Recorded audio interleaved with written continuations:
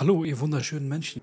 Heute bin ich sehr, sehr wütend, Leute. Und außerdem bin ich nicht Björn. Warum ich wütend bin und warum wir heute über Wut sprechen werden und auch sollten und warum ich außerdem nicht Björn bin, zeige ich euch in diesem Video. Bleibt bis zum Ende dran. Die erste Frage, die wir uns stellen sollten, ist, was ist überhaupt Wut? Wut ist eine Emotion, die uns hilft, Grenzen zu setzen und uns vor Gefahren zu schützen. Wenn wir wütend sind, spüren wir eine körperliche Erregung, die uns dazu treibt, zu handeln. Allerdings kann Wut auch problematisch werden, wenn wir nicht wissen, wie wir sie einzusetzen haben, sie nicht auf eine angemessene Art und Weise ausdrücken oder sie komplett außer Kontrolle gerät. Denke drüber nach, vielleicht fallen dir einige Beispiele ein, wie Wut außer Kontrolle geraten kann. Aber fragen wir uns doch mal, warum wir überhaupt wütend werden. Manchmal werden wir wütend, weil jemand uns ungerecht behandelt oder weil unsere Grenzen überschritten werden. Andere Male kann es sein, dass wir wütend werden, weil wir uns nicht gehört, nicht verstanden oder nicht gesehen fühlen. Wut war jahrhunderttausende lang ein überlebenswichtiger Effekt für uns. Wir wurden wütend, wenn wir eine Gefahr gesehen oder gespürt haben. Naturwissenschaftlich gesehen bedeutete das für uns, dass unser Körper währenddessen Noradrenalin, Adrenalin und auch Cortisol ausgeschüttet hat, also auch ein Stresshormon. Dies hatte den Effekt, dass unser Körper besser durchblutet war, unser Herz besser durchblutet war, unsere Lungen sich geweitet haben, so dass wir kämpfen oder rennen konnten. Fight-or-Flight-Prinzip nennt sich das. Alle, die sich mehr dafür interessieren, googelt mal Parasympathikus und Sympathikus und Fight-or-Flight-Effekt. Aber ganz unabhängig von der Ursache ist es wichtig, dass wir lernen, wie man seine Wut auf konstruktive Art und Weise ausdrückt, oder nicht. Übrigens vergeben wir heute zusammen den Namen für den Bonsai-Baum. Wir gucken gleich die Kommentare gegen Ende der Wut-Thematik, okay? Wie man seine Wut auf gesunde Art und Weise ausdrückt. Geheimtipps. Ups.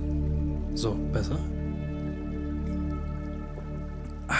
Es gibt doch nichts über Chai? Nee, Wasser. Es gibt so einige Möglichkeiten, wie man seine Wut auf eine gesunde Art und Weise ausdrücken kann. Eine Möglichkeit ist hierbei, seine Wut zu kommunizieren, ohne dabei beleidigend oder verletzend zu werden. Indem du klar und deutlich sagst, was du fühlst und warum du so fühlst, kannst du dazu beitragen, dass dein Gegenüber dich besser versteht und ihr gemeinsam eine Lösung finden könnt. Die nächste Möglichkeit ist die natürlichste, weil sie Hand in Hand mit der Evolution des Menschen einhergeht und wie er sich in solchen Situationen normalerweise verhalten hat. Aber hau keinem in die Fresse. Vielleicht merkst du, worauf ich hinaus will. Du kannst deine Wut durch Bewegung ausdrücken oder durch körperliche Aktivität. Was bedeutet, dass du einfach laufen gehen kannst? Das baut die ganzen Hormone, das Adrenalin, das Cortisol und so weiter ab, weil Bewegung dir hilft, deine Wut zu kanalisieren und dafür sorgt, dass du vermeiden kannst, dass du unangemessenes Verhalten an den Tag legst, wie zum Beispiel Leute anschreien, beleidigen, verletzend werden oder auch zuschlagen, was wir absolut nicht wollen. Und wie man seine Wut nicht ausdrücken sollte, ist natürlich, körperliche Gewalt sollte definitiv vermieden werden. Du solltest nicht beleidigend werden, du solltest nicht verletzend werden. Denn all diese Verhaltensweisen schaden nicht nur dem anderen, sondern auch dir selbst. Was wiederum bedeutet, dass du körperlich verletzt werden kannst und dann noch zusätzlich Stress mit der Polizei kriegst oder irgendwelchen Großfamilien. Aber auch verbale und emotionale Gewalt wird definitiv das Vertrauen in Beziehungen schädigen und deine Beziehung langfristig negativ beeinflussen. Nochmal alles zusammengefasst. Insgesamt ist es wichtig, dass du lernst, deine Wut auf eine gesunde Art und Weise auszudrücken, dass du deine Wut kommunizierst und oder deine Wut durch körperliche Aktivität kanalisierst und dafür sorgst, dass deine Beziehungen in Zukunft verschont bleiben. Beziehungsweise können sich deine Beziehungen auch dadurch verbessern. So, und alle, die bis jetzt dran geblieben sind, wir geben dem Bonsai-Namen einen Baum und ich sage euch übrigens, warum ich wütend bin und was Björn damit zu tun hat. So, meine Freunde, ich habe mir nämlich die Kommentare angeschaut unter dem letzten Video, weil ihr ja einen Namen für den Bonsai-Baum aussuchen solltet. Übrigens ist er hier, er hat gerade ein Wasserbad genommen. Zack, da ist er. Ich muss ihn immer noch umtopfen. Ich habe keine günstige Schale gefunden, die es auf Amazon gab. Die hat 30 € gekostet und es war mir einfach zu viel. Ich komme noch aus Zeiten, wo Schalen 8 € oder sowas gekostet haben, so kleine Töpfe. Deswegen warte ich noch ein bisschen ab, ich suche nach einem neuen Angebot. Wenn ihr ein Angebot habt, schickt den Link hier in die YouTube-Kommentare oder schickt es mir per Instagram. Ach so, und wir haben noch Familienzuwachs, Leute. Wir haben einen... Das sieht schlimm aus. Wir haben einen Chili-Baum.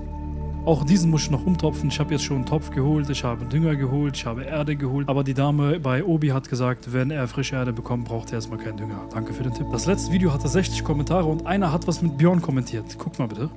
Was ist denn mit Björn passiert? Bruder, ich bin nicht Björn. Auch wenn unsere Eltern miteinander verwandt sind. Nein, Spaß, unsere Eltern sind nicht verwandt. Aber ich glaube, Björn sollte sich einen Björn-Sei-Baum zulegen oder nicht mehr bei BioNTech arbeiten. So, meine Freunde, kommen wir zu den Namensvorschlägen. Wir haben hier einmal Loyalismus schreibt Kia-Baum, Mark Mauer schreibt Kiansei, Rezat Ilyasovic schreibt Kiano Tree, Navut schreibt Hachi, Loyalismus schreibt Baki, Muka schreibt Baku, Masakare schreibt Mazda-Kare schreibt Mukus, Nick schreibt Baum, Weasley Twins schreibt Acer, Pinus, Malus Silvestris, Xystus, Miro, Eugenius, Buddhas Hand, Oleander, Griffin, Aurelian, Elvin, Zadkiel. Benzimon 2 schreibt Eckehard, Cactus, Santa Kian, George, Texas, Birke, Schnupf, Little John, Giant. Nachtrag, Cookie, Keks, Pille, Orchi, Live. Shazade schreibt Name der Baum Ivano. Fitlife K15 schreibt Miyagi-san. Rahil schreibt Bambu. Mademoiselle Rike schreibt Charu Santosh Avan. Leila Jamal Munaf schreibt Nabil. Fudentai schreibt Bonbon. Okay, ich wähle jetzt einen Namen aus. Und zwar hat mir sehr, sehr gefallen der Vorschlag von Trommelwirbel. Benzimon 2 hat gewonnen. Santa Kian nennen wir ihn. Ja!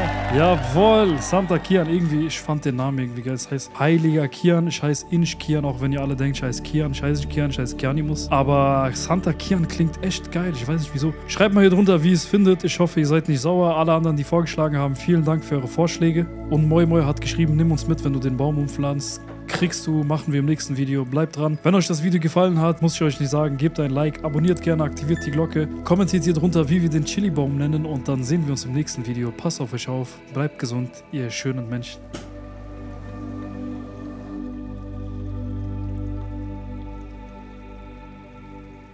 Aber fragen wir uns mal, warum werden... Weil...